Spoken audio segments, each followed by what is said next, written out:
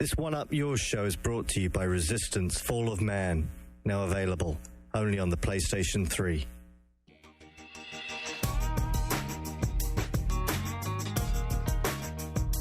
Welcome to the One Up Network. You're listening to the One Up Yours podcast for Friday, January the 12th. This is Garnet Lee. We've got the gang here. Andrew on the dials. Luke, ready with news in the third segment. Oh, God, NPD Thursdays. You love it. He's been hyper about this all day. When I've had the time, yeah, I've been really excited. Hey, it's good to be busy. Just means you got job security. First layoffs, now job security? Jesus Christ. We're already fucking with people's perception. Well, that's how we do it here. That's John Davison, of course, editorial director. And The guy's got to mop this stuff up. That's right. And down from another deadline. It seems like you're always on deadline, doesn't it? They do it. It's like every 2 weeks. It's like, oh, my deadline. It's just an excuse. It is just an excuse. I'm really on deadline. It's to convince the internet people who work all the time that they're actually doing something. Oh, no. You're lucky I'm even here, all right? I can't wait till Jim listens to that part of the show, Garnet. Thanks for making my job a little better. I'm there for you, honey. I'm there. You didn't even say my name. Shane Bettenhausen. Thank you. Say it. There it is. Thank you. You're welcome. All right, so we got a pretty packed show today, don't we? I mean, in addition to the NPDs coming up in the news section, which will be the third segment, we have an entire raft of news from CES. We've got other stuff like that whole fiasco over Hellgate London coming up. The first section, we're going to have our normal What You've Been Playing. And did we get stuff from the boards? Did we? Yeah, I have it right. We got live and in person, we have stuff from the boards. And in the second break, we just finished playing Command & Conquer 3, and we have both the producer of the 360 and the PC version in to talk to us. So that's a hell of a show. Guess which one looks better? The PR girl? Oh. Wow. I'd like to welcome Garnet's wife to the show. She doesn't listen. My mom listens. Well, I'm sure she'll be very proud. He's growing up, so is your mama an ex-minister? She was a reverend. Yes, I was trying to think of the right word. I mean, I don't know it either. She retired. They don't retire. She was actually like they had like this big service where they released her from service or whatever. It was crazy. Okay. I'm sure someone will point out exactly what that is. Should we get on with it? We should. John? What have you been playing? I have been playing an awful lot of Crackdown. God. Crackdown is like the new crack in the office. There's a lot of that going around the office. I know. Yeah. You came over and watched me play for a while last night. And I think the biggest... I mean, we talked about this a little bit last week, and a lot of people seem to really respond to that. But now I've played it a lot more. Absolutely, categorically, the GTA comparisons just completely unfounded. Well, Greg Ford is playing it next to me, and within the first 20 minutes, I look over and he's jumping all the time. I'm like, that's not like GTA. If anything, it's like Incredible Hulk. Exactly. It's like the second Incredible Hulk game or Spider-Man 2. It has more in common with those two games, but it has the subtleties to the environment, and there's some subtle sort of role-playing stuff to it in the way that things will, on how you behave in the environment. And how you build your character. And the order that you choose to do, the very loose objectives that it gives you. But this sort of notion of a narrative-driven, mission-based, taking a branching path through the story. You're not. It's just you have a huge playground, and you just fuck shit up for 20 hours. I mean, I really like it. It's a lot like Mercenaries. Mercenaries is a really good comparison, actually. And Mercenaries was a lot of fun. It was a lot of fun for like a brand new IP. Dude, it was one of my more favorite games, and although forgotten a little bit right now. More favorite? One of my more favorite games. Favorite tour. My favoritist game. I got other favoritist games, but it was up there on the favorite. Mercenaries is awesome. Favoritory scale. Even more favoritorish. But I did hear a nasty rumor about Crackdown, that it's short, which is always like, you hear that about everything. Lost Batted short. Gears of War is short. Yeah, someone finished it in the office. Yeah, and I think, but the thing that I'm finding is that I am not going to mind playing it again, because I'm playing through a debug version for the review, and I'm going to get the retail version, and I'm going to play it again on retail, because having played it through, I know I want to play it differently the second time through, because there's a way that I approached it, because I didn't know some of the things about the game, that I know I can make my path through it more interesting next time. If you choose to and the drop-in multiplayer. Well, there's co-op. I want to do the drop-in co-op thing, which I've not tried yet. But the other thing is the way that it structures the bosses in the game. There's mini bosses and then big bosses, and each mini boss affects the bad guys in the environment that you're in. So there's a guy that looks after vehicles, one for weapons, one for recruitment. So if you take out the recruitment guy first, the bad guys don't respawn in the area that you're in. If you take the weapons guy out, then they stop developing weapons. And the order that you take out these guys, it actually affects your path through that portion of the game. That's interesting strategy, actually. Yeah, so you can play it very differently. So you can choose to take the weapons guy out first, but that will also impact the weapons that you can pick up. So if their R&D guy isn't developing new weapons, you never get to take a new good weapon off a bad guy until you get much further into the game. So your path through it is affected in much more subtle ways than the sandboxy stuff in something like GTA. But you're right. I'd not thought of Mercenaries. It has a lot in common with Mercenaries. That's the feel I get from listening to people talk about it, which is why I'm excited about it. But with the whole superhero thing, once you get to the point where you can jump basically over a building, I mean, it's just gross. Yeah. It's just gross when you can jump. The jumping around. And to talk about like the weapon stuff that you were talking about, like in my game, I killed the weapons guy very early. So someone else at the office killed the weapons guy right before the end, and they had an explosive weapon. Like if once you get the grenade launcher in the game, it's over. You beat the game. It's just done. It's the best weapon in the game, like by far. It locks on and just drops grenades at guys' feet and blows them apart. AWP. Yeah, so they'd had their explosive skill by the time they got to the second island. Their explosive skill was at like 2 already. Mine was at like 20 on my way to 1. And then once I got the grenade launcher, I was like, "Oh, this game's over." You're like God. You become God pretty much. Nice. I think one of the reasons that they did the cartoony graphics as well is because this thing, the draw distance on this thing is just sick. We were at CES and one of the guys from Microsoft showed us a fully tricked out, like maxed out character. And the agency that you work for, the sort of, the super cops of the future, they have this massive, like... dick in the middle of the city, which is the base. It's like the agency tower. And it's the tallest building in the game. And using his super jumping ability, he jumped all the way up to the top of the building. And he took a rocket launcher out, and he fired a rocket launcher, and it went all the way to the far end of the thing and hit a building in the distance. Yeah, you could see like this little... all the way out. This little baby puff of smoke. Yeah. Like a... But it's like Q-tip. You get up there and there's like these islands in the game that are the different environments, and from the top of that building you can see everything that you can play in the game. And I think it's because it's not flat shaded. I mean, there's somewhere some detail EA to it. Tiburon is going, "You could do that in Superman." But I will say the art, like watching people play it, and like the art is very different, and it doesn't look like anything you've seen before, and it definitely doesn't look real. No, I mean, it looks very cartoony, very comic booky. It is quite something. I mean, it looks good in standard def. But it also, the standard def, you lose some of the cell shadiness of it because you lose that. There's like a black line around everything, and in standard def you don't notice it as much. But in high def, it really does look like a very detailed comic book style. It's not cell shaded. It's sort of like there's a sort of comic booky, exaggerated look to it. Yeah, but it's very surreal. And like, because of that, it takes you out a little bit in the same way that you're not going to feel like, oh, I'm in this living city. It's more like you're in this crazy place. Yeah. It's very. Yeah, just all the gunfire makes it a crazy place. When you were watching me, it was just like every time I see it, bullets coming from everywhere. So which of the cell shaded games before it would you compare it to? Is there one it compares to? No. Okay.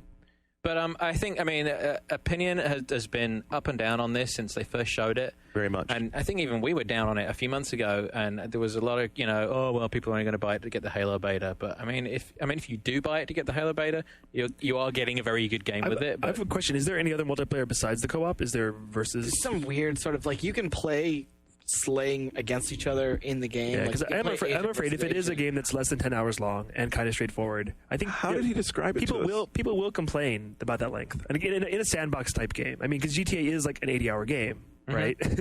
Remember in the demo he was talking about how they added in... What was it? They added in like a kill count for your partner even though you're in co-op? Do you remember him talking about that in the demo? No. Yeah, so apparently they did include, like, even though it's co-op, apparently they figured out, oh, look, people are going to shoot the hell out of each other. So you can compete with your buddy for Yeah. kills. That's cool. And the other thing, too, like with the co-op, it's not... I mean, you'll start if you both drop in at this... If he joins your game while you're in the agency, you'll both be playing in the agency. But otherwise, like, there's no catch-up. There's no, like, oh, port over to where I am. Like, it is... They are free just to muck around in your world, too. So, I mean, you don't actually have to play with each other. Like, they can just be in the same space. And I don't know how it works yet with the save, with like, if your file and my file, like how much of my world you'll be able to access as far as like the agility points throughout. And I'm sure it's got some way to track all of that, but I mean, I haven't messed with it yet. So pretty crazy. Safe to say we're pretty high on it. Yeah, I figured that. Yeah. I figured that much out. And I figured I'm not playing it until I get retail because I want the achievements and... That's mostly what I've been playing. I played a little bit of the new Phoenix Wright, but I've not really played enough to. That's to say not much all you've about been it. playing. I got emails from you over the weekend about what you were playing. You couldn't beat Canton. Oh, either, bitch. God. Yeah, I forgot that was this week. I blanked it. I cannot beat the damn Jamiroquai song in Elite Beat. I'll do it. Is that the one that Skip has to beat for everybody? Yeah. That's the one. I So see. I did my games of the year last year, and I got a hard time for not including EBA. And you guys had said it was like the best game. And I finally broke down and bought it, and I've just played the shit out of it until I hit that song, and I could not do it. Yeah. Because it's got this like It's wrong. syncopated rhythm in it, or It's not something right. where you're taking. I couldn't work. I could never get far enough into the game to be able to know what I was actually tapping along with. Because it's not the drums and it's not the vocals. As Andrew will tell you, it's the hi-hat. Yeah, Skip will it's the Really? hi-hat. You're going along with the hi hat. It's the hi-hat. It's Yep. All right. Do you play with headphones? Yeah. Okay. I'm then gonna have to crank it loud. because that's what I played. What most of Monday was it? And I finished the game You told me earlier on you were really busy. Monday. I had time. Tuesday lunch. And Monday, because my sister beat everything on the first star mode when I was home, except for the last two. So over the weekend, I finished the last two, and then finished 2-star mode Monday. But then when the game actually gets good, as good as I thought the game was, when you get to 3-star is when the game is like the real deal, because it's so hard. But the way the difficulty scales, like you don't notice it being hard. Like I haven't played Guitar Hero, and Skip compared it to like how the harder songs in Guitar Hero are actually easier because the rhythm makes more sense. And like in Elite Beat, it's exactly the same. So you'll be tapping furiously and being like, "There's no way I'm going to get all these," but you fully will get all of them. It's awesome. Luke, you've gone off the deep end. You're such a fanboy. This is the last week. This is it. That's the most I've ever seen him smile ever. This is the last week I'm It was talking your game about. in 2006. Is it also your game in 2007? Like, you're still playing it. No, it's too early. Lost Planet. Really? I have a copy. I haven't played it yet. Has anyone? You played it, right? I guy? played it and beat it, yeah. Yeah, Yeah. you liked it. You reviewed it. I did like it. I liked it a lot more than Greg You gave it Ford the did. 7.5. Yeah, I gave it 7.5. I liked it a lot. Yeah. That seems reasonable. I just the part that I didn't like was the boss battles. They got really boring and repetitive, and everyone's talked about that. I mean, we've talked about that to death. So yeah, it's not fun to run around after the same boss, big, shoot the glowy spot over and over and over. But like the part where you're out in the environment, especially the part that's like Bionic Commando with the rappelling hook, that's all good. The team-based multiplayer is really good. I didn't like the deathmatch. It's not a deathmatch game. There's so many better deathmatch games, but That's out today or something, right? It's out. yes, it's out today. I would definitely go buy it, particularly if I had a high def machine. I would go buy it because just for the graphics alone, the smoke and the frozen tundra effect with the surround sound is fucking awesome. That part's really Tundra good. fans will enjoy it. Tundra fans will love it. Yeah. People from Green Bay, Wisconsin. That's right. They'll be looking for a football and go, I don't know. What else you been playing? Luke, you've been playing Crackdown. So we beat Crackdown down. So Yeah, I don't know. That was it. Crackdown and Elite Beat was what I played this See week. the man, Shane? I've spent a lot of time in the last week playing Virtua Fighter 5. And, here it comes. PlayStation 3 vindicated. Well, Yeah, it's for 6 an months. excellent game, and people are speculating about the 360 version, which is apparently about to be shown maybe today in Japan, and that it's going to have online play. It's not. It will not have online play. It will have online leaderboards at most, which is cool, but it's not a reason to rebuy it. It's going to be the same version of the game. So yeah, I mean, it's an excellent fighting game, no matter where it is. But it's coming first to PS3, and I have it now, and I can't stop playing it. I love you, Shane. The conviction with which you said it's coming first to PS3. It was like and I have reading it an email now. from Dave Carricker. No, but I'm glad I have it now. I think Dave Carricker is pulling those strings. I'm such a Virtua Fighter fan. I've been a fan for 14 years. When I first took the game home last week, and I realized I'm playing Virtua Fighter 5 at my house. You can't even play this in an arcade in America. That's right. You can't even buy this arcade machine in Japan, and it's it is the best 3D fighting game ever. All right, so what do you like about it? Everything. Oh, that's an intelligent answer. It's the best 3D That's fighting helpful. game. I mean, you can read my Are you- review, but Why is it the best Where 3D it scored fighting game? 10,000. It's the deepest, most balanced, most researched, most realistic. With it rewards expert play. It has And chicken people. All right, so for the record, I officially gave Shane 2 opportunities to try and give us some reason that he really liked Virtua Fighter and put some muscle behind You it. can read my review in the March issue of Electronic Gaming Monthly. Wow, is there an ejector seat button here Well, someplace? I think there is Christ. this is the podcast that people are listening to right now. review the game on this podcast. Okay, so don't review the game. Well, Talk about what you're you like asking in me it. to. Well, I just told you what I like about It's getting it. heated. Come play the game with me, Garnet. I'll teach you why I like this game so much. When I punch you and Wow, kill you. what happened last time we played Virtua Fighter on the stand-up arcade machine? I don't recall. The thing is, Shane, like, I was talking with Ryan O'Donnell about it this week. Like, everyone likes to fight Shane in the office when they're playing these fighting games because no matter what, like, if you beat the shit out of him, he'll talk shit to you and then, like, challenge you to play. It's true. Like, he'll take the ass whooping and be like, yeah, but your face is mine. And you just beat his ass again. It's a Kentucky barnyard thing. It is. And Milky and I are like, legendary opponents. We've been fighting in VF for 5 years. And we played yesterday, and we both picked new characters. I learned Elblaze, he learned Eileen, and I beat him overall. But we played our old characters, and he beat me. So right now it's kind of a toss-up. That's like Nintendo saying they sold the most hardware this fall by being like, yeah, we'll just include the DS. And the GBA. Yeah. But more importantly, I never play VF with a pad because I always play with a joystick, and there is no suitable joystick solution right now because the official joysticks for PS3 don't come out until February 8th. And we tried all these different adapters, and none Does of them... the USB converter not work? Not properly. We tried 2 different ones, and one of them works better than the other one, but none of them work properly. Man, Virtua Fighter without a stick is the so suck. That is, so it's been a bittersweet week for me because of that. What else have I been playing? I've also been playing Diddy Kong Racing DS for review. Interesting. You don't look as happy. It's more or less the same game from 10 years ago, and I wasn't a huge fan of it when it came out 10 years ago. They did make some changes. They added some touchscreen stuff. They added some new mini games, but Nintendo already did it better over a year ago. There's a game called Mario Kart. Look into that. Other than that, I've been playing MotorStorm. I'm jealous I didn't get to try the online build that was at CES. I would have liked to have played that. What resolution were you playing that in? MotorStorm? 720p. Oh, full HD. Downscaled to 40. Are you trolling? No, I would never troll Shane. Were you saying it's not 1080p?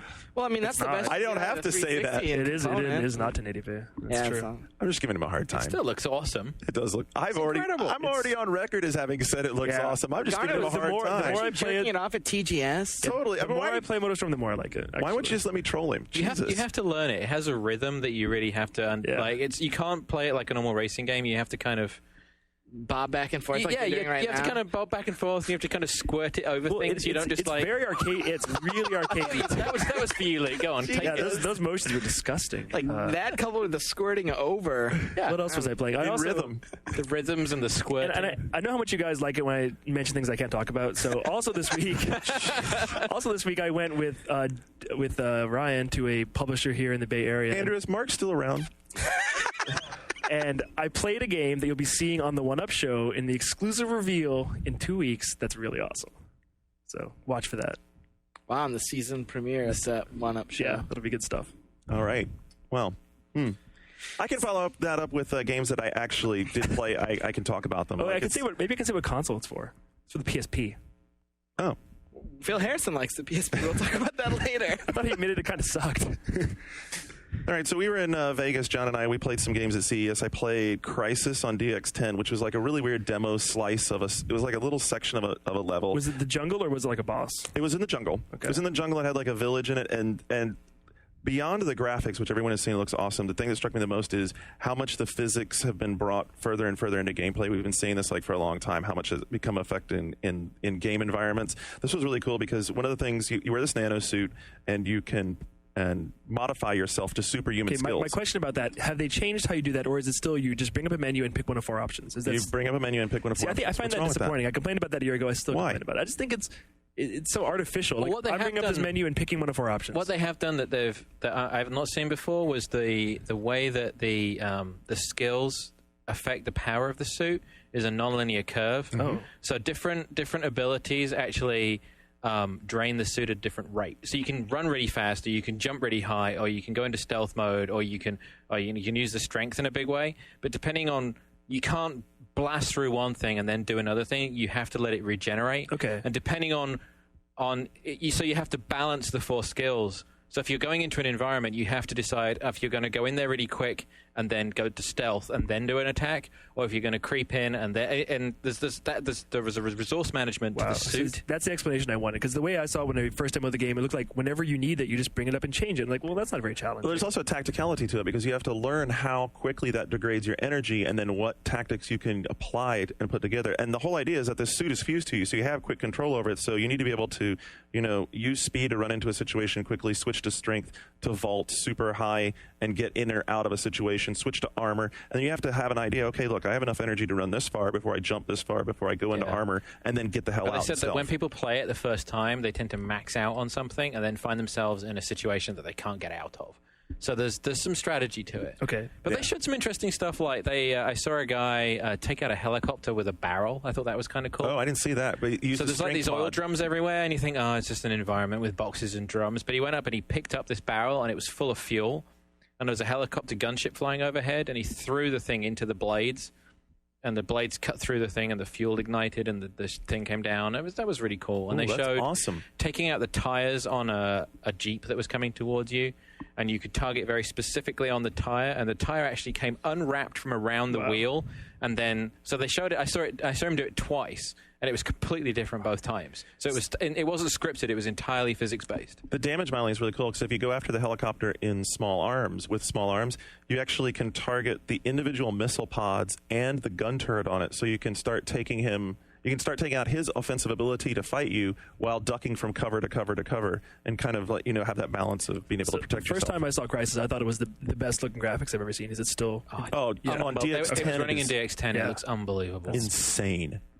A totally different look to any game I've ever seen. Yeah, that's what I felt. There's a natural kind of vibe to it, the way that there's like an ambient lighting to it, and everything is very smooth, and it's sort of beyond just anti-aliased edges. Like everything has almost a cinematic, like a filter over it. So it almost looks like you're looking through a camera rather than rendered graphics. I mean, it's tremendously expensive to compete in the PC gaming world, like to keep up with the arms race. But if you can, DX10 and DX10 hardware is going to be back to that same old argument of if you've got deep enough pockets, PC gaming is always going to be, the ultimate bleeding edge. Did you see any other DX10 games that looked even close to that? Because the Conan game, it doesn't look that good to me. They were only showing 2 DX10 games. There was Crysis and Age of Conan. Age of Conan does not look like Crysis to me. No, I mean, tell you what Conan reminded me of. I remember playing Oblivion and wondering what it would be like as an MMO, and Conan has a bit of that vibe. It's a lot gorier than Oblivion, but it has that sort of very rich, lush. There's a lot of stuff in the environment, and it's doing that with DX10.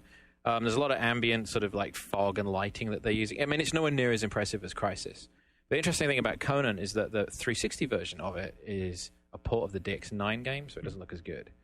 And with Crysis, I mean, the 360 game is not going to be the same game. It's in the same universe, but it's using the DX9 engine, not the DX10 engine. So a lot of the hooks for Crysis, it needs to run deeper. I think there needs to be a lot more about the way the physics and the way that the world is constructed, because the 360 version is not going to be the sort of wowie or the Crysis amazing that you're used to seeing. And like we were grilling and we were saying, is it going to be like Far Cry and Far Cry Instincts? I mean, is it just a sort of different variation? They said, no, we're not going to even try and replicate Crysis. It's going to be the same universe, some of the same story elements, but it's not a port of the game in any way, because I think it would just be really disappointing on 360 otherwise. It would be totally disappointing. The other game I played while I was there was at one of the kiosks. They had MLB 2K7 on the 360, and it was awesome. It was so good, even for like an early build. I guess it was a surprise. I was talking to the Microsoft guys. They're like, yeah, 2K brought it by, and we weren't even expecting it. I was telling Andrew earlier when we were at lunch, I was like, man, you would not believe how close they're getting to like television. It can't be that early of a build. It comes out in like 2 months. Yeah, okay, so it's obviously not. Yeah, I misstated myself. It's not early build, but no one's really played it or had their hands on with it. I mean, it's amazing. I'm sitting there watching a batter, and as he's standing there in the box with his waggle, the strike zone indicator is moving subtly to indicate how his position relative to the plate is moving, and like his jersey will catch like a little bit of the wind and ripple with this just like amazingly realistic, natural looking breeze. And then if you look out to the mound, the pitcher, like maybe his chest won't because he's like tense and ready to pitch, but his sleeves will pick up just a little bit of it and start to just ripple just a little bit. I was like, man, rippling sleeves get Garnet all flustered. The lighting, the only if there's depth some of paisley field pattern.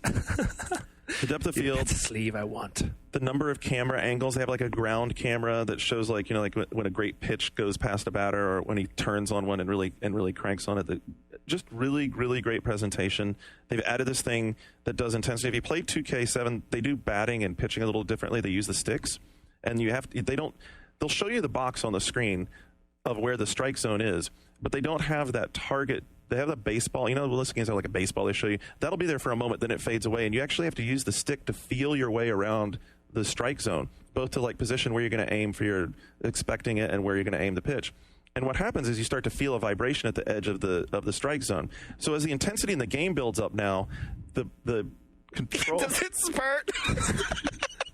I just can't. That has been building for the last minute. I know. I was looking over at him. He's ready to spurt. He's like, I thought you were going to explode. Your extended baseball analogy was just making Luke like... Jesus anyway, Christ. so as the intensity gets really high in the game, which is watching all these different factors like how late you are in the game and all that kind of stuff, the controller starts to rumble, so you lose the ability to really sense the strike zone. So it really builds in that whole tension of this is a really big, tense situation. I've got to make this pitch. And that part really worked. It was really cool. I liked it. I'm looking forward. I'm looking forward I to took the energy out of that towards the end there. Sorry. Yeah, well, whatever. Yeah, Rumble. Go figure. I wonder how they're going to do that on the PS3 version. Oh, when we were at CES, I was on a panel with Chris Satchel, who was Mr. Quote of CES. He was quoted all over the place. And I mean, he's making a bid for one of those Microsoft VP jobs. Yeah, so he was very outspoken about a number of things. I think you have some stuff in news. Yeah. But one of the things he told us was that you can't make a game without haptic feedback now. It's like, it's just ridiculous to take Rumble out. He was just giving him such a hard time about that. Baseball game definitely proves that. I mean, this is a big part of the intensity of really playing the game that they're trying to bring into it, and it's just not going to be there on PS3. It's because it's built. But they did it with Rumble. you're gonna tilt. That's cool too. Okay. Awesome. So, other than tilting and rumbling, what are our listeners talking about? Boston College fan who is becoming Prolific. Disagrees. I don't even want to justify this thread. He doesn't think that Elite Beat Agents is very good. Cool. Mainly because Why do you hate freedom, dude? Sam Kennedy doesn't like it that much either. he thinks it has. He says it has a disappointing soundtrack, and he thinks that the covers are lame. And this sparked a 6-page thread, which I'm sure Kennedy. That's actually Sam Kennedy's alias. Is he maybe complaining like he wants only the original artist? I think he just thinks the Well, music. boo is lame. fucking who, dude? You can't get the original artist. Like, it's not going to happen. Like, Nintendo's not going to. Anyway, it touched a nerve. There's 6 pages of stuff on it already. So anyone that feels strongly about Elite Beat Agents, jump in there. Wait, so then so if they're all covers, then one of the songs is a cover of a cover of a cover, because one of the songs is like a time warp. It's a cover. And the only reason I know this is because I read around on the internet. I didn't hear the song and go, oh, this is on my iTunes. But there's the next to last song before Jumpin' Jack Flash is like a Incubus cover of a Hoobastank song. Oh, Jesus. What? Yeah, exactly. Just think about. Let that go through a sec. Let that rattle around. An Incubus cover of a Hoobastank song, but now it's actually All right, now I'm kind of with Boston College fan. That sounds lame. Yeah, that does sound totally It's like one of the most fun songs to play on. Oh, okay. Well, I haven't got that far because I can't beat fucking Jamiroquai. That's all right. I can't beat the You haven't stupid done You're My hero song. Inspiration yet, then either, have you? No. That is a treat. I bet there's a lot of waving in that one, yeah? There is. You It's actually get that feel. amazing. The story's great, That's the too. Pizzatura, I think right? the most distressing EBA story I can tell is that Michael Donahoe of VGM, I'm sorry, he liked the Avril Lavigne song so much he bought it on iTunes. We made fun of him for quite some time. Whoa. Yeah. Wow. Yeah. So Sam and I had that argument. Is that a Satara song or is that a Chicago song? Pizzatura song. That's what I said. Damn it, I knew I was Andrew right. was saying Chicago. That was the Christmas Unlock, right? Yeah. The story is about a little girl whose dad you dies. let me play it on yours because Yes. you'd unlocked it. Yeah, I tried it. I remember. There's a lot of waving. That's enough EBA talk. Okay. All right. What else? Couple of John's pages fault. from Billy Pilgrim on Luke Smith on Video Game Outsiders. Yeah, I did their show. I don't know if people have noticed, but a lot of us have been moonlighting on other people's podcasts lately. Oh, I need to hear this. I haven't heard the out. It's just a little backup plan. It was good. It was a supportive thread. They enjoyed it. People likened you to an M80 in a room full of sparklers. That was the quote. It was a good thread. They were very nice. They were very And the complimentary podcast- about Was it. it- Hey, at least they made it up to sparklers and not snakes. Even the people that are Was it a usually comparison abusive of about girth? Luke. there were some Luke Smith abusers that were rallying around you. It was fun. Those guys were a lot of fun. 2 guys and a girl. I've been on there as well. They know their stuff. I think the Skype is it's not as conducive for it. It just makes it feel a little slower because there's a little bit of a delay. And that's something we've experienced when we've had people Skyping in from Japan or New York or whatever. So. Yeah, and it's weird when you're doing that and you're not comfortable. Like when I did the Evil Avatar podcast, I had the same sort of thing. It's like I haven't talked to these guys all that much, and it's not like completely loose. Sporky Reeve, which is a name I don't recognize. New Blood poster, I think. New Blood. Clearly, from judging from his post, is as passionate about MPD as Luke is because he quotes pretty much everything with numbers. He quotes whatever's on the NeoGAF thread too. Yeah, like some agreement. So we're going to go into this later, but I think MPD numbers could very well. This is going to become a regular thing for us. I think, like going in pretty deep into the numbers. So because people seem to get off on it. Well, if we didn't have that was the thing. If we didn't have the Command and Conquer guys, we could have had a whole middle section to talk about who really won the hardware wars this Christmas. Everyone wins. Wow, that's the ultimate loser answer, isn't it? But it's true. Everybody wins. There was a lot of that. See, I was on this panel with Shu, and there was like Chris Satchel and Jay Cohen from Ubisoft, and your favorite guy, Chip Lang, he was there. And Shu was Shout out, yeah, Chip, holla. Actually, to his credit, Chip does concede that they did some unpopular things. Mistakes were made. Mistakes were made, but the good thing is they are listening. But anyway, I'm not say that we're winning. She was trying to get all these guys to be, okay, so who's going to win? Who's going to win the console war? And even Chris Satchel, who works for Microsoft, would not come out and say. They were all just real pussies about it. And so we had, I think Chip Lang was like, gamers are going to win. And Chris Satchel was like, publishers are going to win. When Chip said gamers, did you just vomit? I would have willed vomit. I have a better answer. I think games are going to win. Games are going to win. But yeah, so there was a lot credit card companies are going to win. Yes, they are. Later on, Shane will be announcing the additional 20,000 troops he's going to be sending in. We are going to win. But back to the boards. Chang 3 Change has what's becoming a very popular thread. Game intros that you like. What's Ninja Gaiden NES. Really? Fuck yeah. I will get my revenge. I think one of the best game intros that changed the way people think about game intros was Final Fantasy VII. Yeah. Oh, absolutely. Yeah. Absolutely. So he cites Killzone and Dawn of War, which... Banned. What else is on here? Panda Bear Shenmue Onimusha 3. Was that a good intro? Was that the one with the big walking sort of... Yes, that was a good shrimp. That was good. That giant walking shrimp. CG was out of control, actually. Woodrow, Ninja Gaiden with you. And after that, Morrowind. Was Morrowind good? No. Who else is in Bad here? choice. Bored. Banned. Tolkoto thinks Zeroing was good. Some dumb kid thinks that, and that's his name, not what I'm calling him, thinks that the bully intro was good. Although it's interchangeable sometimes. That's a great username. About to say he went bully. So. Neeks, Ocarina of Time, that was very good. Shadow of the Colossus, that was all right. Yeah, it looked nice. Twilight Princess, Aria of Sorrow, one of the many interchangeable Castlevania games. Why you gotta hate? I just gotta give you a hard time for playing the same game over and over. I'm gonna have to give it some thought before I get into that. But this is a 7-page thread. I think it's something that it's going to be worth revisiting. Maybe for a little segment. Maybe if we do 4-minute warning again, maybe we should talk about something. I don't know. Some people didn't like 4-minute warning. It was too short. Maybe I like it when you guys just talk about nothing and ramble for 40 minutes. Yeah, kiss ass. We did up it from 2 minutes to 4 minutes. I mean, we doubled the amount of shit that we talk. Girls like that. Luke has a hard time going longer than 4 minutes in a shot. 2 to 4 minutes? 4 minutes can be a long time. That's a lot. Feel like holding your breath or something. Is that the trick? Yeah. Maybe we could get like one of those. I heard it was just being married. That works too. Maybe we could get one of those constricting rings to help you go longer. Are you talking about a cock ring? No. Do that. No, a different constricting ring. God, Garnet. Moving along.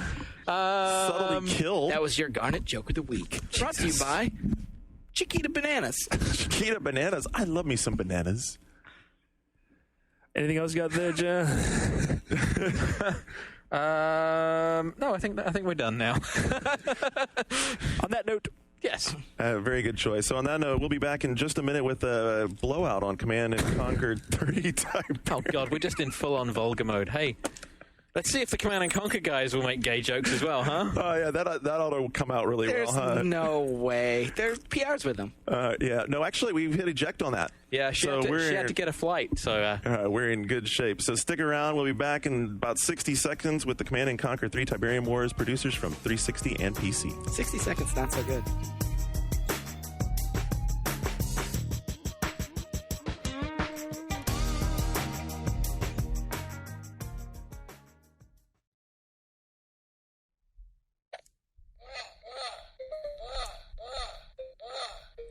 Oh, hello. I didn't see you there. But as long as you're here, let me tell you about EGM Live, the weekly podcast from the editors of Electronic Gaming Monthly, along with the wonderful sounds of... EGM Live comes action-packed with special guests, late-breaking news, fanboy-baiting commentary, behind-the-scenes tales of office tomfoolery, and trivia contests with fantabulous prizes. Download it now at egmlive.oneup.com or subscribe to it through iTunes. EGM Live is part of the OneUp Radio Network, taped in the Ziff Davis offices in San Francisco. It is not actually live, and contest prizes are not guaranteed to be fantabulous.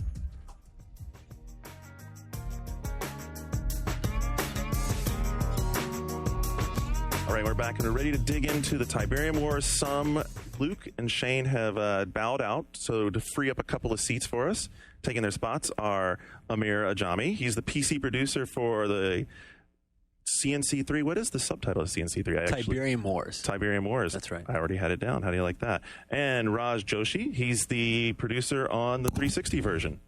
So, I just finished playing this. You finished watching me play it. I played the 360 version first. I thought it looked like you were having a hard time.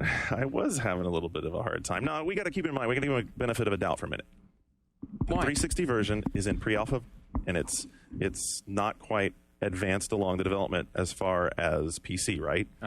So that could be a contributing factor, right? Okay. Why don't we let Raj talk? Why don't we let Raj talk? So, you're using the Battle for Middle-earth 2 control scheme as your base, right? Exactly, building off the platform of that. And what have you done to it to change it? Because I got to be honest, I really hated the Battle for Middle-earth 2 controls. Yeah, we know that you have difficulty interfacing with simple devices.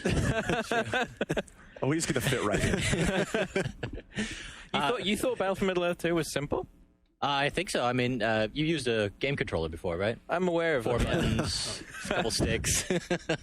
But it wasn't that simple the way you did it, though. I think it's actually an extreme simplification of a mouse and keyboard. Right. I mean, you know where all the button locations are once you memorize. You guys got some negative feedback, though, right? Definitely. I mean, I think a lot of our feedback in that direction came from the responsiveness of it. Yeah.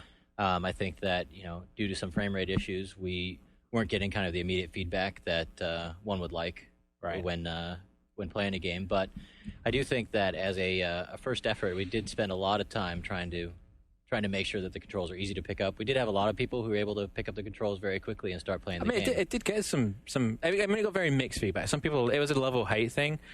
I think that I think some of the disparity comes from people being used to playing RTS games on a PC, and I think that we are ramping up in the direction of being able to make it kind of a fast and a kind of fun way of interacting with an RTS. And I think, it's definitely, we're trying to evolve it.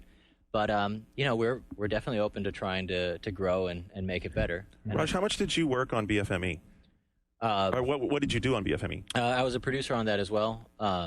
As far as, I didn't oversee a lot of the gameplay stuff, but we all actually had a hand in not only working on the controls from the ground up, but every aspect of the game going into it. We have a pretty small team, so the cool part is, we took the PC code as kind of a base for it, and then we all pitched in to try and make sure that the adaptation of the console was true to the experience. John, when you played BFME, because you played it a lot more than I did, what was the struggle for you on the controls?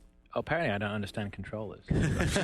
No, I think the biggest problem I had was that it was the first game in a long time where I was actually aware of the controls, right. And I did find myself from time to time actually looking at the controller, and I don't remember the last time I did that, because I think, it actually affected the way that I played the game. In fact, I was trying to force where it would break the gameplay into multiple paths. I was trying to force it down a linear path, so I didn't have to keep hopping between things and remember the sequences to hop between things. And it just felt like it was either missing some contextual stuff, or there was just something about simplifying it that wasn't quite there yet. I think it's a couple things. Like, the first time I played a first-person shooter on a console, it was a little weird to me. I couldn't necessarily remember where my reload or my shoot, which was flipped, or cycling through weapons, things like that. And it was something that you get used to over time because it's a standardized thing where you can just kind of pick up a first-person shooter now on a console and you know exactly where everything is.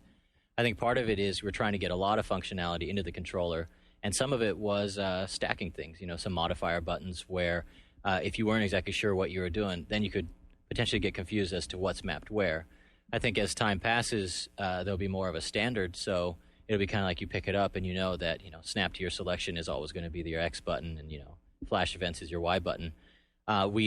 In this game, what we try to do is, to talk about your multitasking thing, RTS is all about doing multiple things at the same time. So we have the ability to jump around to specific areas such as your base or flash events or your selection sets, but also now you can access your user interface anytime wherever you are in the mission, access all your structures, all your units, and do everything while you're actually physically, your camera is elsewhere or you're doing something else. So we're trying to kind of get that multitasking capability and kind of that quick gameplay that you used to on the PC into the controller. I do think that it's an exciting thing in that we're trying to make it something that's actually viable and something that's enjoyable. But I do think that after years of hardcore RTS playing on the PC, it's going to take some time for people to kind of adapt over to the controller. So how? Is it exactly the same game on both platforms? It's the same game as far as your single-player experience. For your multiplayer experience, we have 5 different multiplayer modes, 4 of which are exclusive to us. There's a siege mode where you get to kind of turtle up. You have about 5 minutes to build with an energy wall between 2 sides. See, that part's really cool. Do you remember, because they brought this up, and it's totally like what we had talked about. You'd tell your buddy, either over chat or whatever, hey, let's build base for let's get build orders done for 2 minutes or 5 minutes or whatever, because Command & Conquer was such a rush heavy. It's like rush management. It's like you can't. It's artificial rush management. Yeah, basically you're trying to level the playing field. Some guy knows exactly his pathway to building up his base and his units. He can decimate the other guy. Right. And so this is, especially since it's a game where we're trying to convert people over to playing RTS. Yeah, Mary, you hear that? Some guy knows the build order, knows how to decimate somebody. So you're not doing that in the PC version? So we're not using that mode specifically. The PC version, I think it's fair to say, is skewed more towards the hardcore. As you saw today. Oh, so I'm not hardcore now. Well, God, not hardcore enough. Not enough. Pussy. He flat out bitch slapped me with he's flat out bitch slapped me. He let up at the end just to. To be fair, of all the demos that we've gotten on this press tour, you put up the greatest amount of fight and showed the most amount of competence while playing an RTS game. You know what? That is sad and pathetic. Other than looking at the pretty graph at the end showed that I had I won the resource war early, I won the unit war early. Obviously, I had no idea what to build because when he came into my, when he mounted his second attack, his first counterattack, it was over quick. It was over very quick. Yeah, well, I think I came in with 8 tripods and or eight avatars. I was playing as Nod, and you can't really allow someone to build 8 avatars unchecked. Yeah, so he came in with 8 avatars, and then he stealth tanked me from the other side right into my avatar. But so avatars are these. I guess why don't you explain avatars? Yeah, so avatars are these giant bipedal war mechs essentially. They belong to Nod, the Brotherhood of Nod, which is making a return to CNC. And essentially, what makes them special is that not only do they have this kick-ass laser cannon on one arm, but they can assimilate any other unit, almost any other unit that Nod has on the battlefield. So if I have a stealth tank and I want my avatar to have stealth abilities, I will tell that avatar to assimilate the stealth tank, and all of a sudden I have a stealth avatar. Now, do you lose the stealth unit? I lose the stealth tank. Well, thank God you didn't do that part to me. So it's a significant financial investment on my part. Right. And these powers stack, so I can have a stealth avatar with flame weapons for my flame tank, with another beam weapon for my beam cannon. Stack up 4 different units on my avatar. Now I'm pouring almost $5,000 into this one unit, and if I lose it, then that's a lot of money. And we have this notion of leaving the mech hulks on the battlefield after they've been destroyed. So not only do I lose that that $5,000 that I've invested into my one avatar, but if he gets destroyed, at the doorstep of your base, you can send a simple engineer, which costs $200, and go take over that $5,000 avatar, and he becomes yours. How run down is he when the engineer takes him over? He has like 2/3 or 3/4 of health, so he's in pretty good shape. And if you just pull him back to your war And factory, it takes keeps about 2 its seconds. nod attribute, so it's actually a nod unit that's then on your side. Exactly. Oh, cool. Yeah, it's like that old CNC thing of capturing other people's stuff. So Right, you can I mean, there used to be engineer like the whole engineer rush. So Exactly. oh my god, a great tactic. Engineer rush would totally piss people off. Anyway, guys out there who play Command and Conquer, remember the engineer rush. So I want to get back to the 360 control thing before we leave that completely away, because I did play it, and the thing to me that makes the big difference, having played both of them now right back to back, is I've gotten accustomed to playing with an accelerated mouse, and I like being able to zip around the screen with a flick of the wrist really quick. And I can't get past also how easy it is when you have a mini map just to pull your cursor up into the mini map, click on a location, boom, you're there. For us, I think we tried to solve that by being able to jump to a flash event with the Y button, Right. jump to your selection with the X, and then go back to your base by clicking the left stick. And we found that what we tried to do, rather than being able to go anywhere you wanted the map immediately, just probably go to the hotspots that you were most likely to go to. And so we tried to solve that, and of course you're not going to get the same exact kind of functionality of that, and the control is a bit different. But at the same time, just even moving across the map with your stick, what we've done is ramped up the controls so that, a little bit of a stick movement will move you slowly, and if you just jam it to the side, you will pretty much fly across the mission. Oh, so there's acceleration to that. Absolutely. Because I might not have been jamming the stick far enough. No, you got to push it real hard. Are you sure you haven't listened to this show before? Seems like he fits right in, doesn't it? Just a little bit. Yeah. Okay, so look, the tit for tat play obviously is a big deal, because when I thought I had a pretty decent amount of units produced, I had some medium tanks. You had a ton of units. I had a ton of units produced, right? But they were a ton the of wrong ones. units. So you were telling me that quality versus quantity has like taken a big jump up versus prior Command and Conquer. Right. It's if you want to break it down to the simple rock paper scissors mentality, it's like you came at me with like 20 pieces of paper and I had 2 scissors. It doesn't matter that you had 20 units. My 2 were well equipped to handle them. So how far along are you on the balance part right now? Because my medium tanks were basically one laser shot away from over. Yeah, you were playing as the aliens, correct? Yes. So I think the tanks that you're referring to are the Seekers, which are your initial scout units. They're great against air units. They're okay against early game ground-based units. Change the descriptor. It says medium tank on there. But when you're going up against an avatar, which is the last unit you can build for Nod, you've got to come correct. A Seeker tank or a medium Obviously, tank. Clearly I didn't. I'm building base defense, and I realize that on about the third one of these things that I built, that this tower says missile defense, good against air power. It's not like the old Nod Rocketeers where they're like ground and air. It's only an air unit. So the Nod Rocketeer is back, by the way, and he is, in fact, good against air and ground. So what about the balance for the guys who are into like the classic? How much classic? How much new stuff? So the mix between classic units and new units is about 40-60. So you've got your Mammoth tank, which is a very iconic unit from the first 2 CNC games. Stealth tank for Nod, rocket bike, the Orca. There's about, like I said, 40% of the classic units, mostly from CNC 1, but some from Tiberian Sun, we've brought back into CNC 3, and the remaining 60% are all new. And then, of course, we have the brand new faction, the Aliens, which are all new since we're introducing them in this third game. And we haven't talked a whole lot about like what the single player game is going to be like. So without obviously getting a story that we're not ready to get into yet, what's the big picture concept? What were the toughest parts about putting together a single player game that's wraps up a trilogy that's been has years and years of fans and experience, but has been absent from us for a while?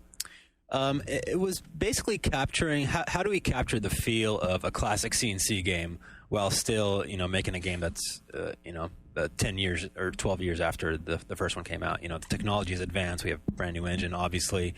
So we had these great tools and this great engine to work with, but yet we didn't know if we were able to, if that would kind of stomp on the feel of the classic CNC game, that that rush mentality and the unit control and the responsiveness. But I'll leave that question up to you. You played a good 15 minutes against me today. Did it feel like a CNC game? Did it look like a CNC game? Well, you know what? Playing from the alien perspective kind of skewed things off because that part didn't so much feel like an alien. And then again, one of the first questions I asked you was, wow, it looks like I'm in an aquarium. And so what we talked about was the effects of the different zones, which are I'll let you explain what the zones do. The game takes place in the year 2048 after 2 Tiberium Wars that have kind of devastated the planet. And in the year 2048, Earth is split up into 3 different zones: red zones, blue zones, and yellow zones. And these zones are basically classified by the amount of war that they've seen and the amount of Tiberium infestation that they've suffered. Blue zones are relatively free of Tiberium, and GDI has done a good job of keeping the war away from these areas. These resemble your typical Western civilizations like Germany, U.S., Japan. Then you have yellow zones, which have been ravaged by both war and Tiberium. If you think of like Mogadishu, for example, that would be your typical yellow zone environment. And these are the centers where NOD does most of its operation and its recruitment. And finally, where we play today on the map, it was a red zone environment. And like you said, it looked like you were underwater, and that's because red zones have been so devastated by Tiberium that the air is just thick with Tiberium gases that are completely poisonous and noxious, and so much so that they can't even sustain human life. And like I told you today, a typical red zone environment will look more like a surface of an alien planet, hint, hint, rather than anything that you find on Earth. Imagine that. So does that basically mean that now all of the foot soldiers are essentially like chemical troopers? They're all equipped so that they can withstand that environment? Certainly, if you send any of your unprotected infantry into Tiberium, they will die. What about in a red zone in general? No, just into Tiberium. We initially wanted to do that. We wanted to make certain units, no matter what they were, susceptible in red zones, but that really threw off the gameplay, and it wasn't very much fun. But again, if you send... so aliens are completely impervious to Tiberium. You can park them in a Tiberium field, and they won't take any damage. But again, your unprotected NOD and GDI guys will. So we play multiplayer, and I think that's a good sounding board for this game, because multiplayer is a huge part of Command & Conquer. And you talked a little bit about the new map modes and everything. How is building a game, though, a Command & Conquer game that has a huge legacy, like with rushes and all that for PC, how have you taken that into consideration? What's the live multiplayer experience going to be like compared to PC? I mean, I think one of the big differing points is that we'll have vision cam support, so you actually be able to see your opponents. And yourself. And yourself, exactly. You'll be able to reference yourself, which actually does dynamically kind of change your interaction with the screen. But you'll be able to see the people you're playing against. Of course, voice over IP. You'll be able to see them in the lobby and see them in the game, which actually makes for quite a bit of fun. And you're kind of adding a new vector of strategy, right? Well, what if I were to take off all my clothes? Well, then you would have that's the new blinding extreme advantage all of a sudden. It's not you without your clothes. It's your girlfriend's boobs in front of the camera. Nice. That is it right there. Game experience. Some people may like to see a man naked. Yeah. There's sickos out there. Which would give him a distinct advantage. I don't think it's likely to happen, but... What, seeing a mirror naked? Well, no. Somebody being interested in it. But it is an interesting sociological... Sam has seen a mirror naked. It's an interesting Every sociological... night for a year. Sam's giving the no sign. Hold on, Christine doesn't know about that. But I think one of the biggest things is, the 360 is set up so well for being able to invite your friends to play. Right. I mean, the online experience is huge, and so many people are on it, and it's growing. And one of the cool things about this is that we're getting people who are playing an RTS against each other who may have never even picked up an RTS before, a PC or otherwise. I myself didn't really play RTS as much, didn't understand the core compulsions of it till we started working on Battle for Middle-earth 2. I was able to wrap my head around how to kind of play an RTS just because basically, I was using the sticks and the A button. Getting used to that and kind of ramping up and getting more into the depth and complexity of it. Then all of a sudden I wrapped my head around the console controllers, was able to transition to the PC, and it was no longer kind of this daunting transition. I see that you guys are having a little bit of trouble converting over to the console side because you're kind of used to the ingrained way that you've been playing the PC. But the cool thing for us is that, showing this game to people who literally, they use their video game experience or characterize it as, I haven't played since the 2600, which was a stick and a button. And that's kind of what we built off of. So the cool thing for us is seeing people who didn't necessarily understand RTS or really know why they want to play it, start playing it, setting it in motion. And like we were talking about earlier, you're really kind of a facilitator in an RTS where you're sending things off into motion and they're starting to do things, which kind of draws people in. I mean, we had all kinds of people, even like moms coming up at E3 and picking it up and starting to play, which is fun for us because I think as things evolve, you won't only get the people that are just converting over to playing an RTS, but I think it'll grow, and I think you'll see an evolution that might change the way that we play RTSs because it is on a console. So you think that's the way forward for the genre? Because it's gone through a bit of a a renaissance last year. Company Heroes, Dawn of War. I mean, a lot of people are taking the genre more seriously again. But do you think it's going to be the console that pushes the genre forward? I mean, I think the console is going to push its version of the genre forward. I really think that we no longer should necessarily look at it as an RTS and hope that a console player is going to compete against a PC player, which I think we are constantly pushing to try and make that a level playing field. But I think really what we should do is open our minds to saying, okay, we know what a traditional RTS is. It's going to grow in a divergent way on the PC, but on the console, it should have its own life and not necessarily be hindered by the same constrictions that we might apply to it on the PC. I think it could take its own life, and maybe we have RTS and RTS on the console, which they kind of diverge in a path, and we have two types of games. Because, I mean, they're pretty similar in this one, right? I mean, I think one of the differences that we're starting to show is that this is one of the first games I've really noticed where the 360 version is suffering a little bit from its graphics.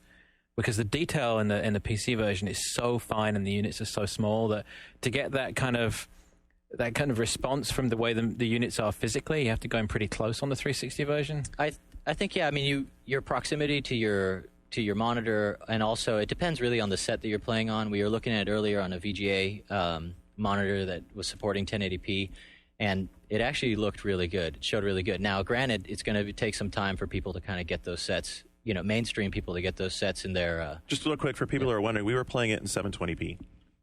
On the 360. On the 360, Yeah. right. Yeah, no, I'm here, not on the PC. No, the PC version we were running at 1920 by 1080, so it was really, and it was unearthly sick. I mean, and it wasn't just the resolution; it was the lighting effects, it was the particle effects, it was the diffusion. Like I said, it looked like you're watching in an aquarium. But did that affect the design with the two projects being so concurrent? I mean, were there points where you were aware that there was something you could do with the game on PC that where you were going to have to steer it in a different direction on 360? As far as visually, we're actually kind of in step with everything. I mean, we do actually opt for some different effects depending between PC and the 360. But that's a great thing as we push towards completion of it. Our optimizations will be more 360 specific. Right now we're trying to dial it in. We're running basically the same game as far as like the single player aspect goes, but fine tuning it for a high-end PC system versus the standard 360. It's something that as you get towards finish is when you really start seeing the polish pay off. Right. And keep in mind, the PC version is only 7 or 8 weeks away from finaling, whereas the 360 version is about 1 to 2 months behind that. Yeah, exactly. In addition to the 7 weeks. So a lot of the optimizations that have gone into the PC version have gone in literally over the last couple of weeks. And so if you map out that timeline and apply to the 360 version, those optimizations will happen, about a month from now. I mean, our main thing is to, same with BFME2, as closely as possible, bring the same quality of experience to the console player. Because what we want to do is not only convert people, but for people to be able to say, hey, I played this game, and it's a comparable experience to anybody who's played it on another platform like the PC. So John brought up the whole idea of the evolution of real-time strategy games, and this is almost feels like sort of a throwback, though, doesn't it? Oh, but yeah. I mean, when Company Heroes came out, I mean, you were so far along in CNC. Were the things you saw in that you were like, oh God, I wish we'd done that? Not necessarily. Oh God, I wish we'd done that. So there are a couple of us that are absolutely diehard Company of Hero fans, and I take my hat off to those guys. They made a class act RTS game, absolutely, and we absolutely love it in the office. But at its core, CNC3 and Company of Heroes are really two different games. CNC3, we wanted to harken back to that formula, the classic CNC formula that I was talking about, and it's much more fast-paced and more visceral. I mean, you saw it with. Right. There was just a shit ton of stuff happening on screen at the same time, whereas Company of Heroes is a little bit more tactical in its gameplay. CNC is... Yeah, this still has a lot of the feel of you build a very large number of units and get them into your opponent's face as quick as you can. Right. So what were the benchmarks then? What did you guys look at over the past, years of development while you were doing this and pull or mold from? So for us, it was a lot of CNC1, a lot of Red Alert 2, especially the speed. If you go back and play RA2, the speed of that game is where we modeled the speed of CNC3. And we looked at games like StarCraft. We pull a lot of inspiration from those guys. And really, Protoss. Sorry. Hey, excuse me. We make no bones about throat. it. We love RTS games. We have odes to great RTS games throughout CNC3. And I think. Oh, I'm sorry. No, go. And I go think right that one of the things is that I've really noticed with this franchise, which I'm kind of, I'm spinning up on and realizing. I mean, it's, Star Wars got big fans, right? Mm-hmm. Star Trek's got big fans. Lord of the Rings got big fans, but CNC3 has got some crazy fans. It does. You know, and they have this expectation of the experience that they're going to get. And I think that's probably one of the toughest things to kind of address. Like, as you're moving forward, you want to make something that's new and innovative, but these guys have an expectation of exactly what they want to be coming out. And I think part of the experience is really like, you know, appeasing that, you know, and satisfying they've been waiting so long for this stuff to come back, right? And these guys have been writing their own, you know. So that's a big question right there. Yeah. Who do you satisfy? Are you going to satisfy the GDI guys? Are you going to satisfy the Nod guys? Are you going to satisfy the conspiracy theorists? All of them. But in terms of the game, That usually works out well. do you think that's why when EA's deviated from the franchise a little bit, that it had such a negative feedback? I mean, there was the shooter, and then the last big one kind of deviated a bit. I mean, do you Generals? do you think the fans really want like evolutions of the CNC1 Red Alert experience, and that's what they're all clamoring for? Yeah, there's different fans want different things, and to your point about Generals, we have three distinct universes in the CNC franchise. We have the classic Tiberium universe, which this game is based in. We have Red Alert, which is the alternate history version. Kind of B-rated movies, total ham acting. And then we have Generals, which was the last CNC game we created. But you ask any like true Tiberium fan what the last true CNC game was, and they'll tell you it was Tiberian Sun, which came out I think in '99. Mm-hmm. And that's really it's that audience that we're going after. But again, we had a lot of great learning from BFME 1, Generals, and BFME 2, and we're applying that into CNC 3. BFME 1 and 2 were made strictly for a new audience that were Lord of the Rings fans, but not necessarily RTS fans. Right. And we achieved some success in bringing in a new audience that haven't played RTS games before. And so we're applying that learning to CNC 3 in the hopes that we'd get the hardcore CNC fans as well as... He's not going to let you in, is he, Raj? Oh, well, no. No, and I think the tough thing really is... Oh, you meant... Oh, right. Because I will... Later USA tonight, right. Let him in. But Nice. Understands the show total. I think one of the things also is I think some of the people who are most vocal are a very small percentage of the people who have never left the CNC universe to even go to the grocery store, right? So. But are you guys going to tap that? I mean, you're 360, so how many of those CNC guys are coming to play your game? We've actually spoken to... here's John I Davidson. played every single one. I reviewed the first Are you one. going to 360, Nice. though? I'm going to try it. Well, we'd like to invite you back, after your time with... Because we would like to make a convert out of you. Right. You're going to give him a remedial controller instruction? Well, I think we're going to give him a controller with bigger buttons. Because apparently... Less of them? Yeah. Fewer and bigger buttons.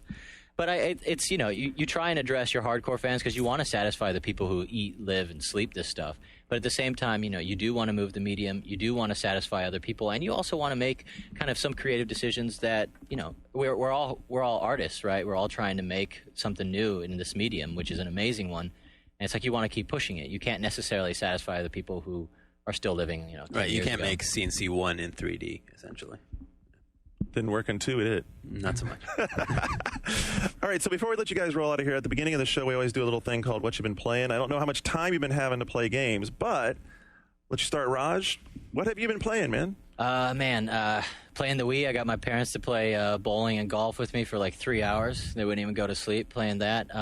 Gears of War, of course. I play a lot of 360 games, as far as research and just fun. Research. I'm a big fan. A research deal works out pretty damn good. We research a lot, too. Yeah. I'm a big fan of Project Gotham Racing. Really? With the wheel on the 360. I think it's So you've transcendent used the new as wheel? far- Oh, I love it. How is it? I haven't actually had... John's got one in his office. I haven't sat down with it. I'm not a well-versed person as far as force feedback wheels go, but I think it's super slick. It's wireless. It works great. The force feedback is amazing, and I think as like a replicant driving experience, I'm about to get rid of my muscle car that I've been letting sit in my driveway gather dust because I can start drinking and I can drive all night long. There's no Wow.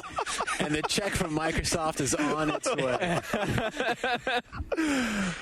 And what would be the drink of choice, just for shits and giggles? Either vodka and soda or a lot of beer and wine. Whatever's around, maybe some good tequila.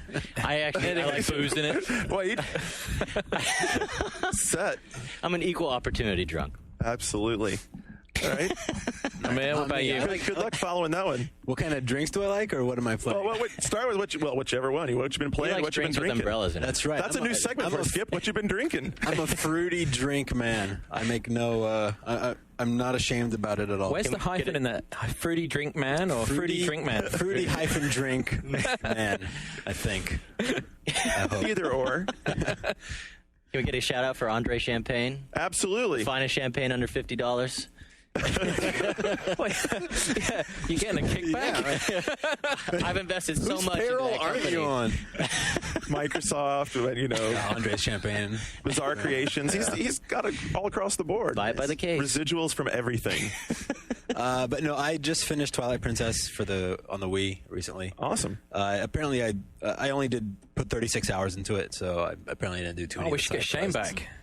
Shane spent about 360 hours on it. Wow. He has that same controller phobia thing. Yeah, but I really liked it, and I just picked up I borrowed a copy of Phoenix Wright 2 for the DS, the import version from I just my got that. friend. So I cannot wait to start playing that. Sweet. Well, we'll get you out of here so you can get your plane. Let you go play some Phoenix Wright 2. Appreciate you guys showing us the game. Appreciate getting to play it. I know I'm looking forward to seeing a PC version playable very soon. Just have to twist the right screws, call the right people, right? It'll be in the mail. All right. That's very good. Keep checking that mailbox. I will do that. Thanks, fellas. We appreciate it. Hey, thanks for having us. Absolutely. In a minute, we'll be back with Luke back in the chair. He's got plenty of news. I hear he has some NPD numbers for us that he's a little excited to share. So stick around. We'll be right back. Roll.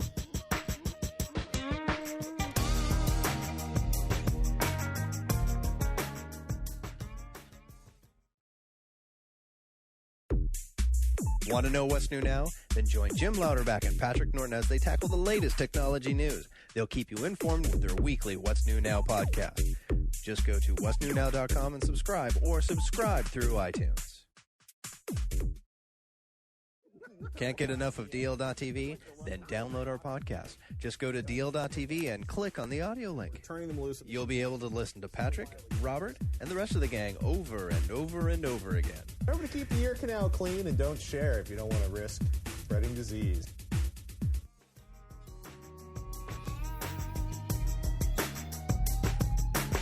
You're listening to One Up Yours, part of the One Up Radio Network. All right, we're back, and Luke is back to give us the news. Shane has also joined us, complete with his Chester Cheetos Crunch. Too cool to fool. Yeah. So you guys, Command and Conquer, not so much, we know, but those guys did a good job. Yeah, I mean, they obviously have listened. They obviously have listened. That much was crystal clear, wasn't it? listened, It's like Raj is all, yeah, no, I haven't really listened to the show. Oh, yeah. Mm-hmm. Yeah, All right. they listen. Yeah, definitely. We told them no one else does, so they don't have to worry about anyone, That's cool. worrying about the jokes and stuff. So you have a little bit of news for us. A little bit, yeah. The Let's- NPD figures came out. Woohoo! Yes, awesome. So this week's news will be brought to us by the Michael Pachter Half-Mast Estimate Club, because he hit about halfway on what the Wii was going to sell. He said 1.3 million units, I believe, and the Wii, well, 604,000. Bomba total. What Yeah. a failure. Give up now, Nintendo. Well, Nintendo third party confirmed. No, wait. I have 10 friends that want to buy Wiis. There's a supply and demand problem. I still want to buy a Wii.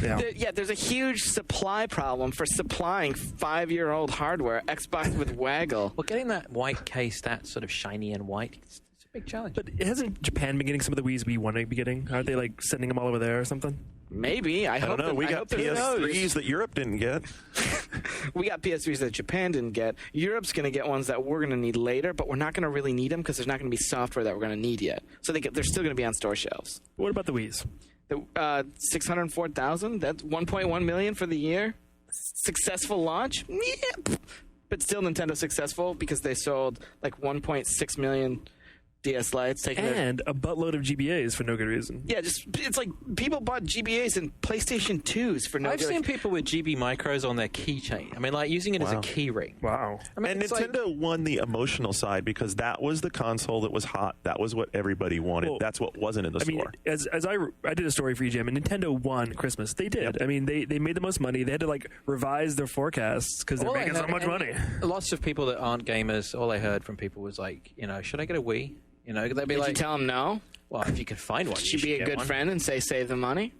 Well, I said if you want to play with your kids, then they can get a Wii. I now have another game I want to play on the Wii, as well as Wii Sports. I saw Cooking Mama at CES. It's awesome. Yeah?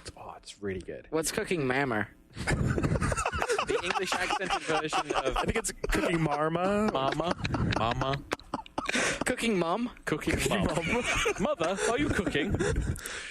Cooking Mom should make like some really nasty ass English food. Actually, There's nasty ass English food in it. Actually, yeah. So the GBA sold 851,000 units, which is gross. Yeah. GBA. Maybe people went to go buy DSs, and DSs How much is a GBA now? $8? I think it's 79, 89? 79 maybe? 60? Well, but DS was sold out, so it is possible the people who kids asked for DS, they got a GBA instead. Sorry, kids. Wow, that'd be a huge disappointment. Letdown total. Xbox 360, 1.1 million. That pushes it to 4.5 installed now in America. It's pretty okay, right? That is very okay. That's a good number Was its for them. best month ever? Yeah, it was. It was a better month than the month. Was it a better month than November? Microsoft's ever had? Yeah, it was the best month they've ever had for any console ever. So it did better than with Halo 2. So yeah, that's pretty damn good. On a $400 console, that's pretty okay. Like, anyone who wants to knock that number needs to just stop for a second and realize that's a pretty damn good number. Although really, everybody had good numbers. PSP out of nowhere. PSP almost did 1,950,000. Out of nowhere. Yeah, just who knew? And the Wonder power what of was driving portable that. ops. Yeah, I guess it was portable ops. Yeah, not so much actually. You don't think so? No. I think Halo 2 outsold portable ops. Yeah. Halo 2. In the month of December. In the month of December, yeah. Oh, life to date, portable ops easily. I think you're right about that one. PS3 sold 490,000 units, taking its sold through in North America to 687,000, which is a little bit of a far cry from the million they've sold. Well, it also, release, right? but it also confirms that they did ship a lot the last 2 weeks of the year. Like they that's why you're seeing these on store shelves. They actually shipped 200,000 at the very end of the year. So real quick, with just some software numbers, the best-selling game in December was Gears of War, 815,000. Unless you combine the two versions of Twilight Princess.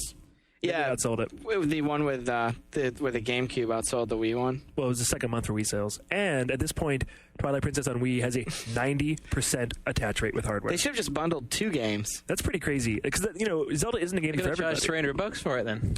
Why do you think Luke calls it the Zelda player? I don't think it's crazy at all. The second best-selling game of December is a big surprise, actually. Guitar Hero 2 with the guitar. Good for them. That's $80 awesome. item. Congratulations, guys. I mean, that's and that sold 805,000 units. I wonder if we see that with the software sales just for the PS2 version. I wonder how it did in December. It might have actually. It's huge. It was the best-selling. Smart game, move, I would Activision. assume. I'm sure the 360 version is going to do well as well. Mm-hmm. New Super Mario Brothers still sold 430,000. It was the second best-selling game of 2006. Yep. Jeez. Third is Gears 1.8. First. Mad. Speaking of Gears, did any of you guys play the download yet?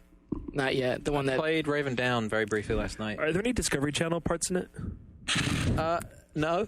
I mean, you do get a Discovery Channel thing when you're downloading it. It has the Future Weapons branding. But that's about it. I mean, it's just brought to you. There's an information thing on live, and it says brought to you by. I thought they should have put Shark Week in there somehow. Shark Week. Shark Week is good everywhere. The hook is Future Weapons, which is the big machine guns and rocket launchers show on Discovery. It's a man show. But yeah, I mean, you might like it. You kind of down against the wall. He's addressing Luke in case you're not sure. No, I just don't like. You're kind of done with Gears now, huh? A little bit. That wasn't me addressing his manhood. It was me addressing his Gears of War fanism. I didn't. I totally. You might like something on TLC better, or Lifetime. Maybe. Oh, just take him straight to Courtney's logo. Bad Friday. That's a great one. Let's jump to CES news real quick. Xbox 360 to use IPTV technology. We saw this. I don't really. Yeah, I don't understand this. This seems like this might be cool, but it could also. So not be IPTV too cool. is TV over the internet.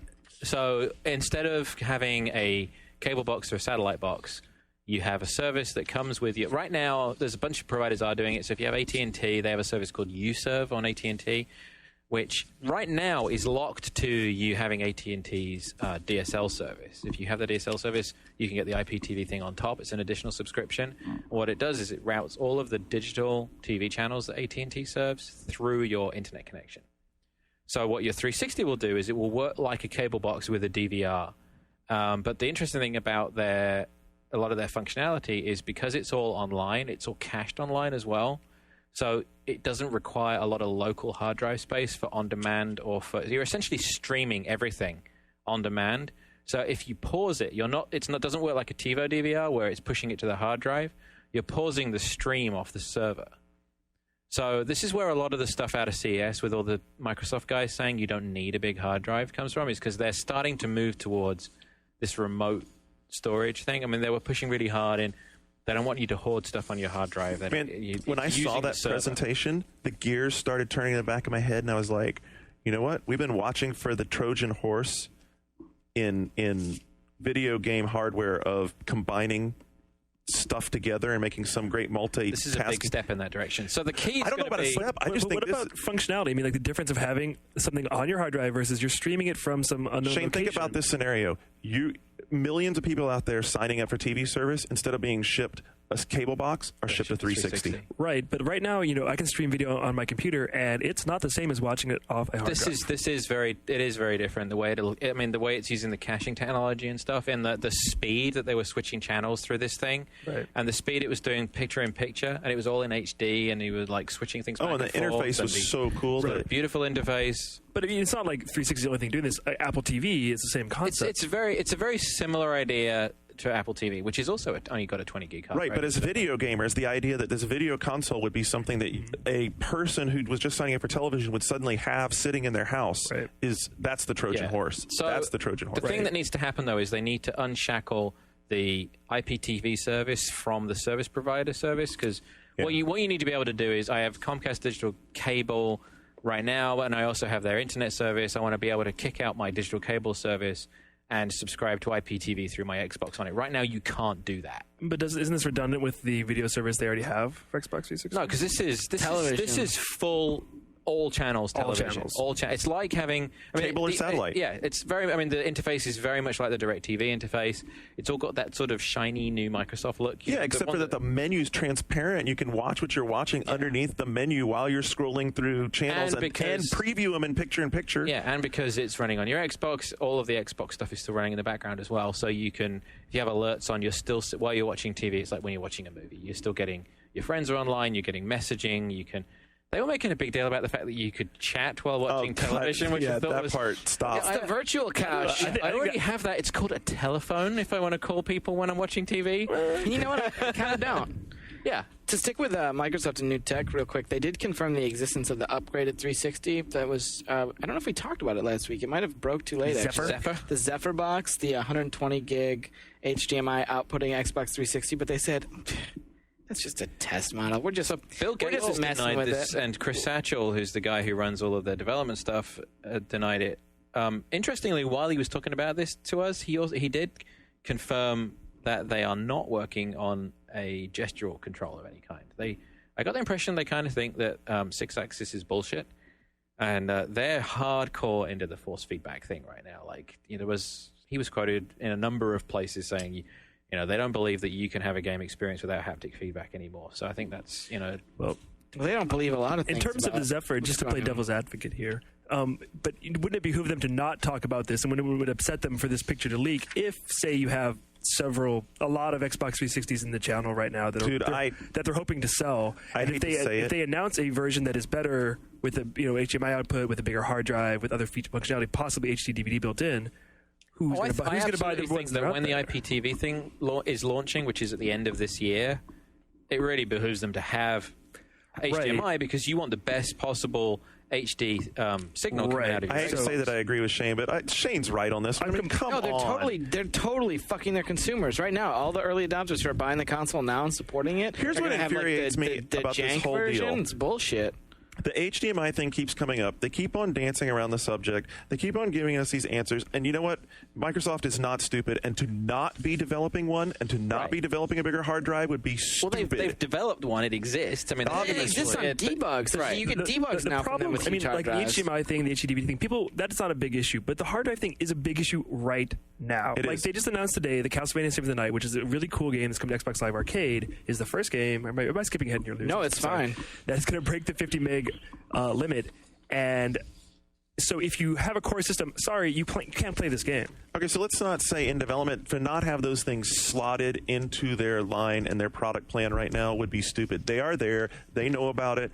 Whenever they're ready, they're going to tell us. And you're right. They don't want to undermine. You walk into Best Buy. Pyramids of 360. You got to think strategically if they want to offer something new and an incentive to sign up to these IPTV. I mean, Microsoft has an IPTV service where it partners with other people. So they want you to sign up for that, and if they want you to sign up for that, they want to give you a box, which will be a 360, which they want to charge you between $5 and $10 a month for. How much is a Comcast HD box? $9 a month?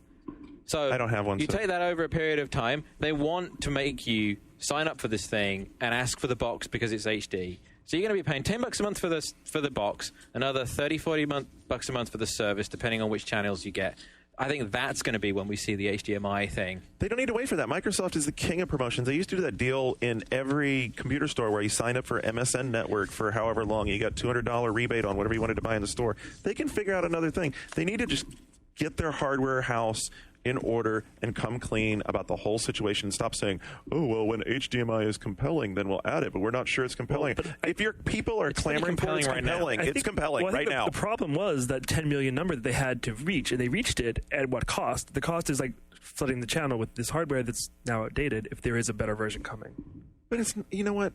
I don't think of it as outdated because, again, it's differently able. If a friend of yours, like, to use the other side of their argument, everybody doesn't have HDMI, right? But like a few friends of mine are like, well, should I buy a 360 now or wait for the new version? I'm like, well, I don't know when they're going to do it, but it is going to be a lot better and probably a much better bargain in terms of the hard drive.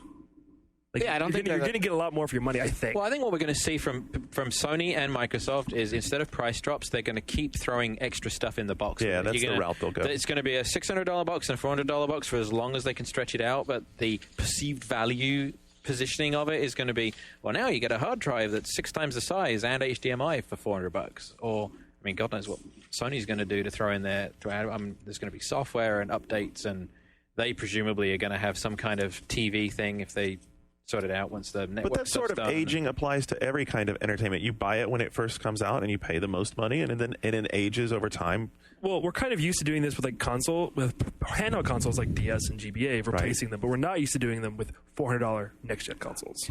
The new 360 is not going to play is not going to play PGR3 any differently than the console you buy today. If it does HDMI output, and there's no workaround to get HDMI on an old Xbox. Speaking of it, every television that has HDMI has component inputs. Right, but component isn't digital, it's analog. So Peter Moore, to jump in the middle of your cat fight, Peter Moore did some cat fighting of his own. Yeah, God, thank you. And said that it's going to take Sony a couple years to get up to speed on this, and I'm not necessarily sure they have the talent or it's built into who they are as a company regarding Sony's online track record. Wow. Their talent? Peter Moore then goes on to say, it's not in Sony's DNA to be able to get that up and running from zero. Yeah, is he wrong? Well, Carricker had something to say. It's free. Carricker had I know. I don't. You get what you pay for. You do not have Carricker's rebuttal? I don't have it. It's not. I can paraphrase. It was he was in an interview with GamePro.com, and he replied that the 300 million PlayStations that have been sold would beg to differ with the fact that Sony can deliver compelling content, and that Gran Turismo HD is indicative of what they're doing with their network. And he also went on to compare online leaderboards. Wow, but isn't that just next gen? A demo? Just to play devil's advocate. It is just devil's advocate. It is just a demo, but it's like a 400 meg demo of a next gen game that is free and looks as good as a real game on PlayStation 3. And let's see, heard of PR speak. That's kind of cool because what Shane just said is that PlayStation 3 is basically only capable of doing upgraded HD versions of PS2 content. That's cool. That's fine. That's cool. That's exactly what I said, Garnet. You're right. Garnet, that was like bad pro Microsoft spin. That was like way worse than Chris Sanchez. Whatever. I just had to give him The Zune, speaking of Microsoft spin, is going to offer games in the next 18 months to go beside what Steve Jobs, I think, quoted as roughly 2% market share.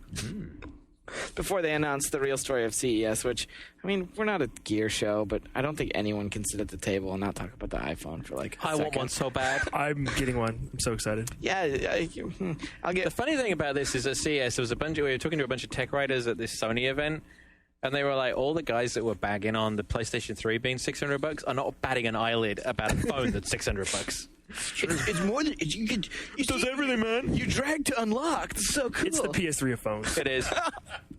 Oh my god! But it's so sexy. I was sitting there emailing I thought John. you were going to explode.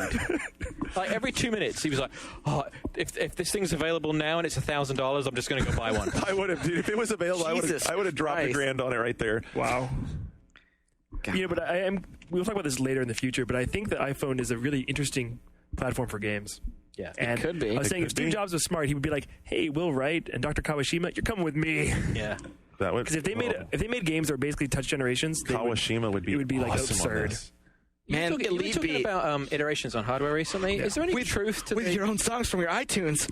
Someone help! Is there any truth to the bigger screen DS stories that were kicking around? I haven't heard any truth to that, but I wouldn't be surprised. Nintendo loves iterations.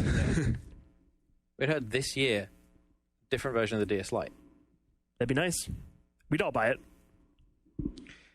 Okay, Garnet, I'm confused about Hellgate London. Yeah, what happened with that? What's the? I mean, is it an MMO pay system? Is it a nod? Is it a game? What's going on? Did they see that World of Warcraft has 8 million subscribers? Like, we want some of that.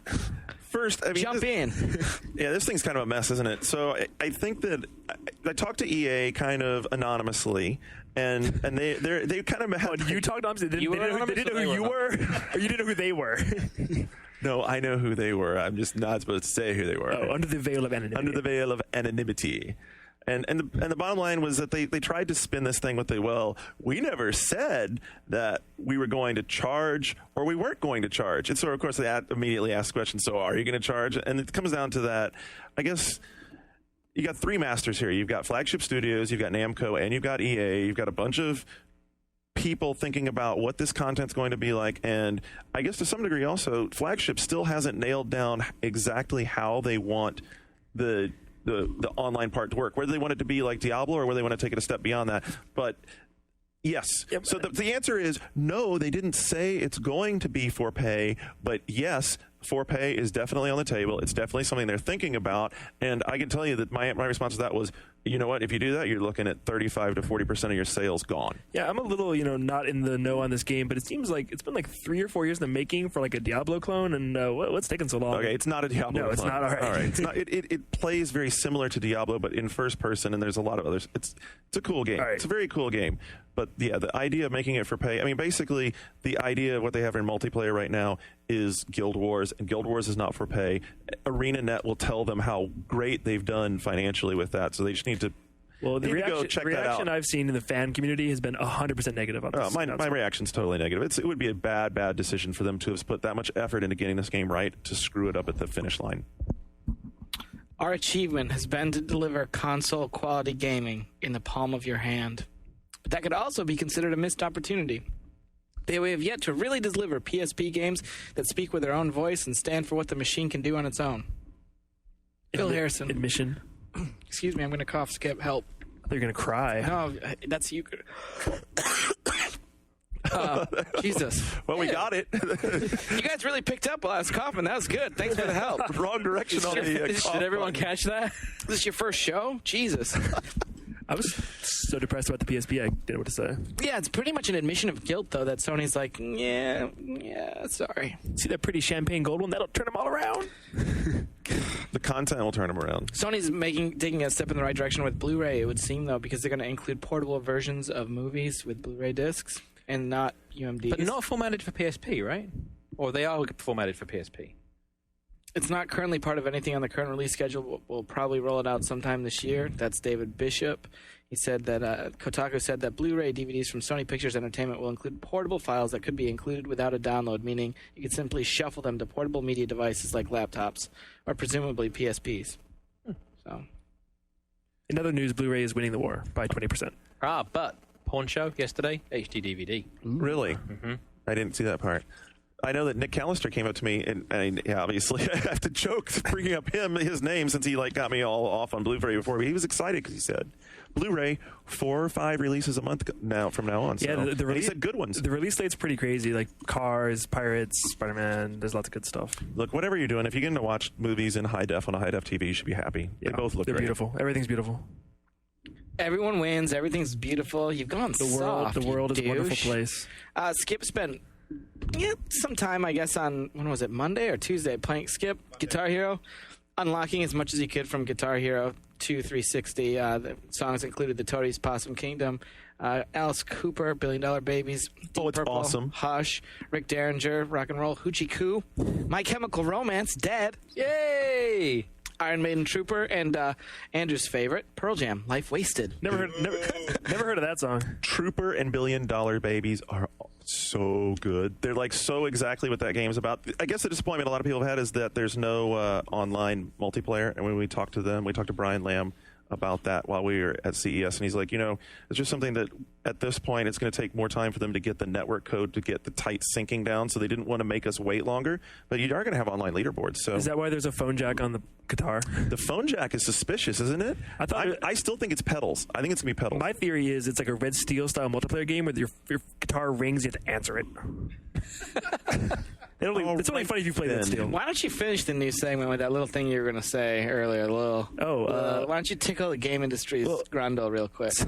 So a lot of people are wondering why we haven't heard anything about Tekken 5 Dark Resurrection as a download game for the PlayStation 3, because it's been out in Japan since Christmas Eve, and Namco hasn't said anything about it, and they still haven't said anything about it. And I heard Ninjas have told you. Ninjas have told me that it is coming here, not right away, but it'll be worth the wait because they're adding new features, new modes that'll make it worth your while.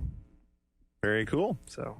That's Patience is a virtue. So are you going to pull yourself away from Virtua Fighter 5 to play? Well, we actually have it on one of the machines here, and it's pretty good, and I will definitely download it when it comes out here. Very cool. And I tell you this, I actually want to get some Virtua Fighter 5 in, so next week when we come back. Kick your fucking ass. All right, that's cool. Wow. You've been playing the hell out of it. My God, I'd hope you would be able to kick my ass when we sat down and played it. And It'll be embarrassing if you lose. It will be totally embarrassing if you lose. I won't lose. Paper champion, Balboa. All right, so be a part of the show. Get up there on boards.oneup.com so that John can be talking about you next week in the first segment. And we'll be back next week with a whole new show, plenty of new material. Until then, we are out.